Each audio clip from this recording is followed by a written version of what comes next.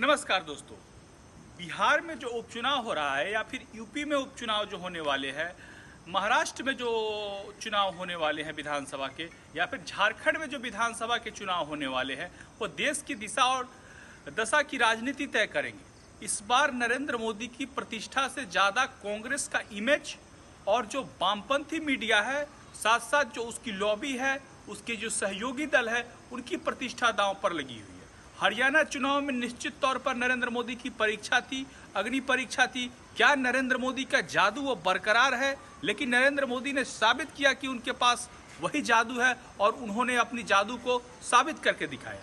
लेकिन अब जो चुनाव होने वाला है महाराष्ट्र का और झारखंड का, ये बहुत इंपॉर्टेंट चुनाव है। और खास करके देश की आर्थिक राजधानी महाराष्ट्र में देखिए, जो मीडिया रिपोर्ट्स जो खास करके वामपंथी मीडिया बनाते हैं, तो ये तो प्रतिदिन बीजेपी को हर सीट हराते ही हैं, तो इनकी बातों को कोई गंभीरता से अब देश सुनता भी नहीं है।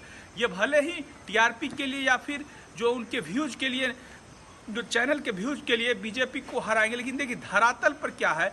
महाराष्ट्र का जो चुनाव हो रहा है, हम सभी जानते हैं कि एनसीपी और शिवसेना दो फार में टूटी हुई है और दोनों गुट एक दूसरे को मात देना चाहते हैं, और साथ साथ बीजेपी और कांग्रेस भी वहाँ अपनी अपनी प्रतिष्ठा को, अपनी अपनी उम्मीदवारी को दांव पर खेल रहे हैं। लेकिन अगर हम महाराष्ट्र की बात करें तो महाराष्ट्र में यह चुनाव बहुत इंपॉर्टेंट इसलिए है क्योंकि वहाँ की जो भी आर्थिक राजधानी है, सभी लोग जानते हैं कि बीजेपी और जो एनसीपी और शिवसेना गठबंधन आएगा तो वही इस राज्य का विकास कर सकता है। क्योंकि कांग्रेस के पास जो उसकी यूएसपी आज बन गई है, वो पूरी तरीके से भ्रष्टाचार की यूएसपी बन गई है। हर नेता भ्रष्टाचार में लिप्त है और भ्रष्टाचार करने में माहिर है। क्यों? और साथ साथ जो तुष्टीकरण जो उन्होंने कांग्रेस ने जो देश में किया, खास करके अल्पसंख्यकों में मुसलमानों का, उससे देश की एक बहुसंख्यक आबादी आहत है। तो इस तरीके की राजनीति करने के साथ साथ अगर आप देखेंगे, कांग्रेस में सिरफुटौल भी ज़्यादा है। वहाँ नाना पटोले का गुट है, बाकी नेता का गुट है। अशोक चौहान पार्टी छोड़ करके जा चुके हैं। पृथ्वीराज चौहान के बारे में बताया जाता है कि नाराज है। अन्य जो नेता है वो नाना पटोले की कार्यशैली से खुश नहीं है। तो इस प्रकार की राजनीति में कांग्रेस और जो बाकी, वही हाल शिवसेना और एनसीपी का है। इसमें तो इतना तो तय है कि इनके पास सब आधा दम है, पूरा दम नहीं है।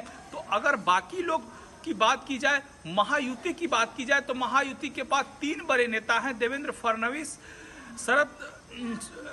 अजीत पवार और एकनाथ शिंदे मुख्यमंत्री। और साथ साथ उसके बाद कौन है? नरेंद्र मोदी, और इसके सहयोग देने के लिए अमित शाह और योगी आदित्यनाथ है। अगर इन सारे लोगों का जोर देखा जाए तो फिर ये आराम से चुनाव निकल सकता है। देखिए, लोकसभा का अगर रिजल्ट की बात करें तो 17 सीटें जीती थी महायुति बीजेपी का गठबंधन। लेकिन उस वक्त कुछ परिस्थितियां ऐसी बन गई थी, एक फेक न्यूज फैला दिया गया था कांग्रेस की तरफ से कि संविधान खतरे में है, आरक्षण को समाप्त कर दिया जाएगा।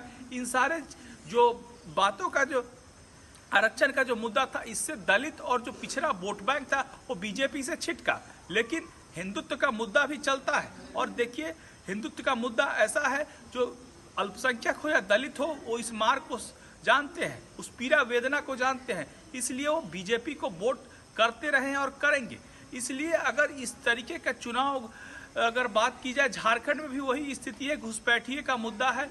इन सारे पहलुओं की अगर आप बात की जाए तो सबसे बड़े लूजर इन चुनाव में कौन होने वाला है, तो मेरा तो स्पष्ट मानना है कि इन सब में सबसे बड़ा लूजर शिवसेना, जो उद्धव गुट है, वही होने वाला है। उद्धव गुट ने अपनी विचारधारा को पूरी तरीके से छोड़ दिया है और अब उद्धव गुट बाला साहब ठाकरे को हिंदू हृदय सम्राट बताने से भी परहेज कर रहा है। इस तरीके की राजनीति उद्धव ठाकरे कर रहे हैं, तो कितनी सीटें जीतते हैं, इस पर भी उनका भविष्य टिका हुआ है। धन्यवाद।